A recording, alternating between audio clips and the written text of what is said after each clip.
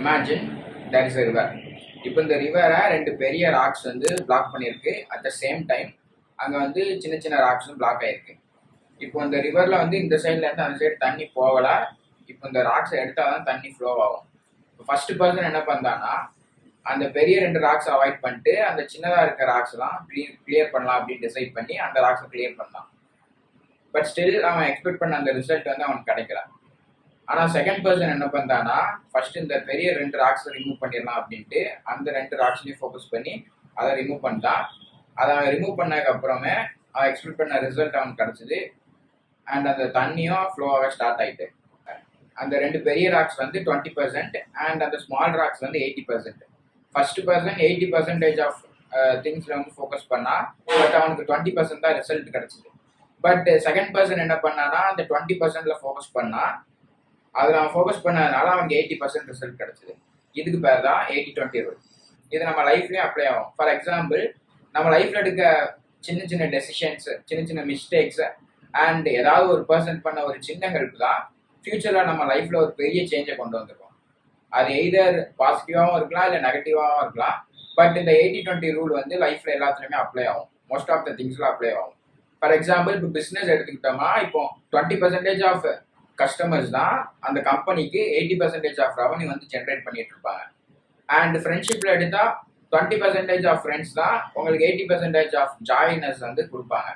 அந்த 80% ஆஃப் பீப்புள்கிட்ட இருந்து உங்களுக்கு வெறும் 20% ஆஃப் ஹாப்பினஸ் தான் வரும். அண்ட் இப்போ ஸ்டடீஸில் எடுத்தோம்னா 20% ஆஃப் இம்பார்ட்டன்ட் டாபிக்ஸ் நம்ம ஒழுங்காக கவர் பண்ணாலே எக்ஸாம்ஸில் 80% ஆஃப் மார்க் வந்து ஸ்கோர் பண்ணிடலாம். இப்போ அந்த டாப் 20% எப்படி ஃபைன் பண்ணோம் அண்ட் அதில் எப்படி ஒர்க் பண்ணோம் அப்படிங்கிறத டிஸ்கஸ் பண்ணுவோம். இந்த 20% டாப் ஒர்க்கை ஃபைன் பண்ணுறதுக்கு ஃபர்ஸ்ட் நம்ம ஒரு ஸ்பெசிஃபிக் அண்ட் ட்ராக்கபிளான ஒரு கோலை வந்து செட் பண்ணோம். ஃபார் எக்ஸாம்பிள் இங்கே என்னோட ஸ்பெசிஃபிக் கோல் வந்து கிராஃபிக் டிசைனர். அண்ட் இதை எப்படி நான் ட்ராக்கபிளாக கன்வெர்ட் பண்ணலான்னா இதுக்கு ஒரு நம்பர் வந்து ஃபிக்ஸ் பண்ணோம். ஃபார் எக்ஸாம்பிள் நான் வந்து பெர் மந்த்துக்கு $3,000 earn பண்ணோம் இந்த கிராஃபிக் டிசைனிங் ஜாப்ல இருந்து அப்படின்னு ஒரு ட்ராக்கபிளான ஒரு கோலை வந்து ஃபிக்ஸ் பண்ணிட்டேன். நெக்ஸ்ட் இப்போ அந்த கிராஃபிக் டிசைனர் ஆகி அந்த 3,000 பெர் மந்த்தை ஏர்ன் பண்ணுறதுக்கு நீங்கள் என்னென்ன ஆக்டிவிட்டீஸ்லாம் டெய்லி பண்ணணும் அண்ட் என்ன ஸ்கில்ஸ்லாம் நீங்கள் லேர்ன் பண்ணணும் அப்படிங்கிறத ஒரு பேப்பரில் ரைட் பண்ண ஸ்டார்ட் பண்ணுங்க. ஃபார் எக்ஸாம்பிள் இப்போ ஒரு நல்ல கிராஃபிக் டிசைனராக டைப்போகிராஃபி படிக்கணும், ஸ்பேசிங் படிக்கணும், லேயர் காம்போசிஷன் படிக்கணும் அண்ட் கலர் தியரி படிக்கணும். இந்த மாதிரி நிறைய ஸ்கில் செட்ஸ் இருக்குது. அதுக்கடுத்து அவன் நிறைய ஒர்க் பண்ணி அவனோட போர்ட்ஃபோலியோ பில்ட் பண்ண வேண்டியிருக்கும். கிளைண்ட்ஸை ரீச் அவுட் பண்ணுறதுக்கு டிஎம் பண்ண வேண்டியது இருக்கும். இந்த மாதிரி சம் ஆக்டிவிட்டீஸ் வந்து எல்லா ஸ்கில்லுக்குமே இருக்கும். எந்த ஃபீல்டில் எந்த ஸ்கில் எடுத்தாலுமே இந்த மாதிரி சம் கைண்ட் ஆஃப் ஆக்டிவிட்டீஸ் இருக்கும். அந்த ஆக்டிவிட்டீஸ்லாம் ஒரு பேப்பரில் எழுதணும். எழுதிட்டு அந்த ஆக்டிவிட்டீஸ் எல்லாத்தையும் 1 to 10 அந்த லெவலில் ரேங்க் பண்ணணும்.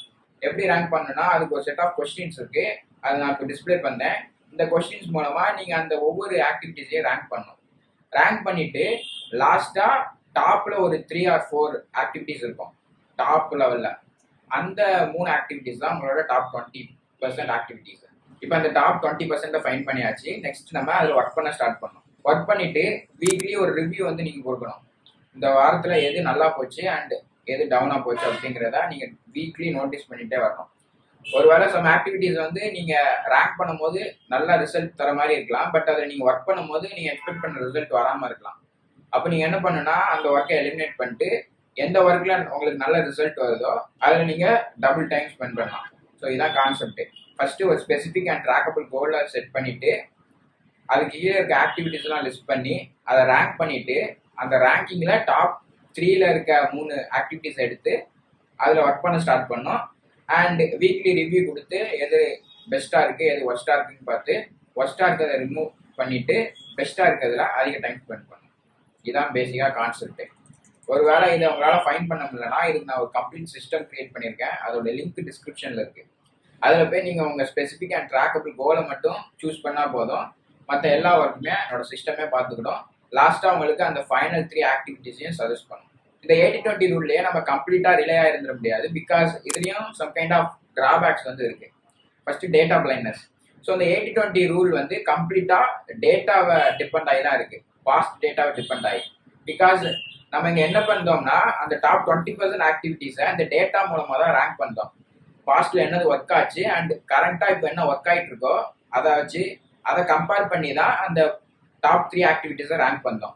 ஸோ இப்போ ஒரு வேளை உங்கள்கிட்ட ஏன்னா டேட்டா இல்லைன்னா உங்களால் கரெக்டான ஆக்டிவிட்டிஸை சூஸ் பண்ண முடியாது. ஸோ அந்த டாப் 20% ஒர்க்கை சூஸ் பண்ணுறதுக்கு முன்னாடி உங்கள்கிட்ட எனாஃப் டேட்டா இருக்கா அப்படிங்கிறத கன்ஃபார்ம் பண்ணிக்கோங்க. பிகாஸ் ஒருவேளை உங்கள்கிட்ட கரெக்டான டேட்டா இல்லாமல் ராங்கான டேட்டா இருந்து அதை வச்சு நீங்கள் அந்த டாப் 20% ஆக்டிவிட்டிஸை சூஸ் பண்ணி அதை பண்ணிட்டு இருந்தீங்கன்னா கன்ஃபார்ம் நீங்கள் கரெக்டான ஆக்டிவிட்டிஸை பண்ண சான்ஸே இல்லை. பிகாஸ் உங்கள்கிட்ட கரெக்டான டேட்டா இல்லை. இந்த ஒரு டிராபேக் வந்து இந்த 80-20 ரூலில் இருக்குது. கரெக்டான டேட்டா இல்லாமல் நம்ம எதையும் பிளைண்டாக கெஸ் பண்ணி அதில் ஒர்க் பண்ண முடியாது. பிகாஸ் டேட்டா வந்து இங்கே ரொம்ப முக்கியம். நெக்ஸ்ட் ரிஸ்க் என்னன்னா இனோவேஷன் ரிஸ்க். ஆல்ரெடி நான் சொன்ன மாதிரி இது பாஸ்ட் டேட்டாவை டிபெண்ட் ஆகி தான் ஒர்க் ஆகிட்டு இருக்குங்கிறதுனால இந்த இடத்துல நம்ம இனோவேட்டிவாக எதுவும் பண்ண முடியாது. ஆல்ரெடி மற்றவங்களுக்கு என்ன ஒர்க் ஆகிட்டு இருக்கோ அதை காப்பி பண்ணி நம்ம லைஃப்பில் அப்ளை பண்ணுறோம், அவ்வளோதான். 20% ஒர்க்கு ஆல்ரெடி ஒரு பர்சன் பண்ணிட்டு இருப்பாங்க, அது மூலமாக அவங்களுக்கு 80% ரிசல்ட் கிடச்சிட்டு இருக்கோம்.